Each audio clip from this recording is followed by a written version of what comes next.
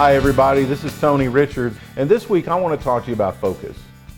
And this is one of the most difficult things for people, especially in the age that we live in, when there is just so much connectivity that it's not even funny, right? I mean, it's crazy. I was reading a book by someone the other day who was one of the most connected people. I mean, he had a ton of Facebook followers. He had a ton of Twitter followers. He, when he went somewhere, he took a picture on Instagram and then he tweeted it out. And so the whole book was about how he decided to unplug from all this. And it was like detox for this guy, to be unconnected or disconnected or unplugged from all of the stuff that we have now, which is great. I mean, I love being connected to people. But the thing is we can't allow the ease of connection to become a distraction so we're not performing at our best. And that's what focus is all about. Because finding focus and getting focus is not that hard. It's simply a decision.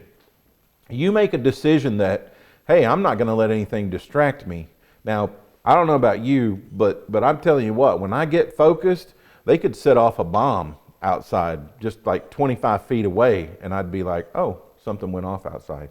I mean, I can get to a point where I'm so into what I'm doing and I'm trying to put everything I have into it that nothing else going on around me bothers me at all.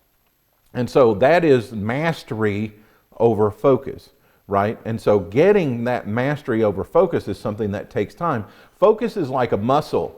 Right? So as we go to the gym and we build ourselves up muscularly, same way with focus, you have to work. Like I love this about my dog Oreo. Oreo is 1 year old and a couple of months as we're taping this video series. And part of Oreo's training is she has to learn to sit and she has to learn to lay down. Now Oreo is a Blue Heeler mix and they're really energetic and they're really athletic, so they're all over the place, they're spastic. So Oreo, a couple of weeks ago, learned to sit for 1 minute, and then Oreo learned to lay down for 1 minute. And then just a week or so ago, Oreo sat at attention for 3 minutes. Now, at about 2 minutes and 45 seconds, Oreo's front leg started shaking, because they were getting to the end of Oreo's focus ability, right? But just the week before, she had sat for 1 minute. Now we're going for 3 minutes. So then once she got to that, her leg was shaking and we got to that 3 minute mark, we said, good girl, Oreo, you can be released. And it's like, ah! And that might be exactly how your focus exercises go. You might focus in for a minute or 3 minutes or just eliminate your distractions, and you may have to build that up over a while, because that's really the difficult part about focus, is that getting focused is easy. You can sit down, make out a list, you can sit down to do something, and then staying focused is the hard part. And that's building up that focus muscle, just like building up a physical muscle. And just like Oreo, you may have to do it for a while. Now, I often say, 90 minutes is a stretch for a lot of people. So I say, work 90 minutes at a stretch and then get up for 5 or 10 minutes. Stretch yourself out physically, release your mind, let yourself walk around the room, maybe go out and have a conversation with somebody for just a couple of minutes. We all have times where we need release points from our focus so that we can build up energy to go for another 90 minutes, right? The thing is, though, when you release yourself for that rest period, go on back to work or go on back and put your focus in play again.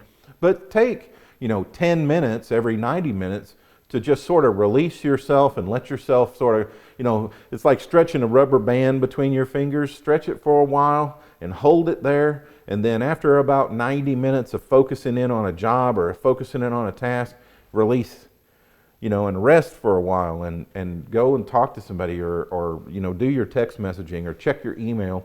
And then once you've done that for a few minutes, go back to focus. So really, statistics show that we give like 10% to this and we'll give 12% to that, but we never really push the gas pedal all the way down to the floor and give ourselves a singular focus like 80%. And that's what I'm talking about on these 90-minute stretches. Give yourself at least 80%, push the gas pedal all the way down, get focused in. Now, I realize that if you work in a busy office or whatever, you can't just not answer the phone, or you can't not respond to your boss if he walks into your office. That's not what I'm talking about. I'm talking about setting a goal to have a singular focus on a task or on a project, whatever you need to give your focus to. Because I'm telling you right now, whatever you give your focus to gets all of you. Right? So when you try to give your focus to 50 things, you're slicing yourself up 50 times. That's not going to work as well as if you can push the gas pedal all the way down for 90 minutes and give something a singular focus, give yourself a release break, about 10 minutes, come back, put the gas pedal down again for another 90 minutes with an 80% at least focus rate. And here's the thing, when we don't master focus, we're not effective. And for you highly competitive people out there, if you're ineffective, you're losing. So if you let the environment manage you, you're losing. If you let distractions steal you and steal your time, you're losing. When you manage the environment and when you manage yourself, then the universe and the environment around you responds to you, you're winning. But when you're always panicking and you're always reacting to what's going on around you, you're losing. So I know you don't want to lose. I know you want to win. So in order to win, you've got to build up and master your focus. So let's take the first letter of focus, which is F, and let's just say F stands for first things first. So one of the things that I've learned to really help you prioritize is, what are the top 5 things that you need to get done in a day that, I mean, really move the needle, that are really important? And if you do that every day, I'm telling you what, if you get 5 important things in a day completed, I'm talking about really important things that really matter. You get 25 things in a week done on a 5-day work week that really, matter, you're going to see exponential growth. Now, people say things to me like, I've got 50 things on my to-do list. Well, you better go back and audit that to-do list, because I guarantee you there are some things on there that'll take you 2 minutes. And my rule is, if it takes less than 2 minutes, do it now. Right? So if you've got to answer an email, if you have to send a letter, if you have to call somebody back, if you have to answer a text message, and it's going to take 2 minutes, do it now. Do it now. But don't get caught in a trap and let that go on and on and on and on, right? So what are the 5 most important things that you need to get completed every single day? What are the key performance indicators that you're responsible for in your job or in your company? Those are the things that need your attention the most. They need to be executed the most. Those are the things that really move the needle forward. That's where you need to put your focus.